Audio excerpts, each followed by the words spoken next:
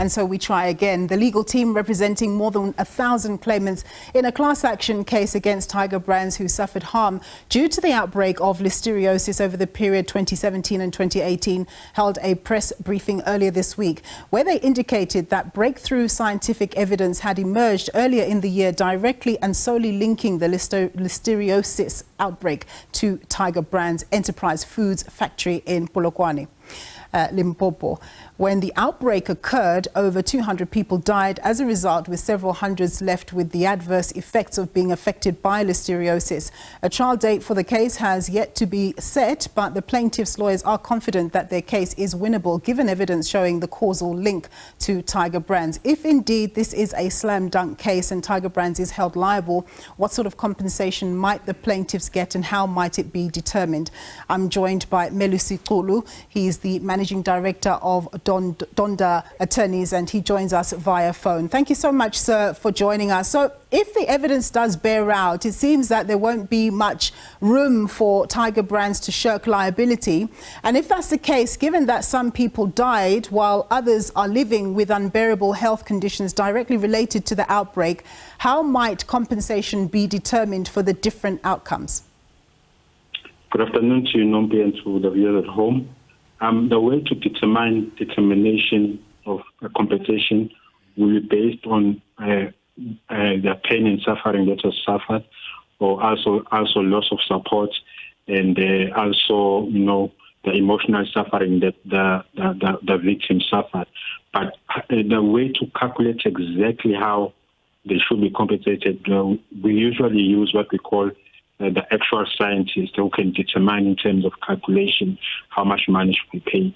But importantly, as you stated, the causal link is also scientific in a way, because they have the attorneys for the victims who suffered under this listeriosis. They have to use doctors who are expert witnesses to determine that.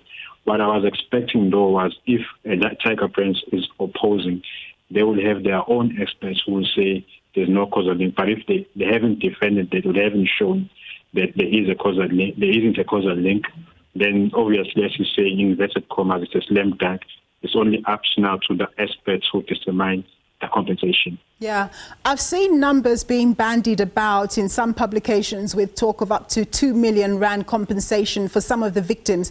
Do you have any numbers in mind yourself, and what sort of factors would influence the numbers that are ultimately determined? All right, I could not know the exact number because I'll have to obviously look at the documents. But the way that the numbers are calculated, they will look at the dependents. For example, if it's a loss of support, the actual scientist will calculate how many years were left for the particular person who passed away at work, and then they will determine the exact amount, how much he was going to have, and that particular amount will then go to his beneficiaries, and also those maybe who were not able to, gain what we call the amenities of life, or were able to go back to the position they were in before they suffered. They will be able to calculate how that has affected them in terms of their working life, and then obviously the ones about pain and suffering will be up to the psychologist to determine. So I think all in all, Nompo, it's a matter of finding a causal link using the medical experts. Then once that is done, they will look at that specific individual who passed away, who was affected, what they were doing at the time, and that's where the actual scientist will be able to then have a definite number that this is the amount that they have.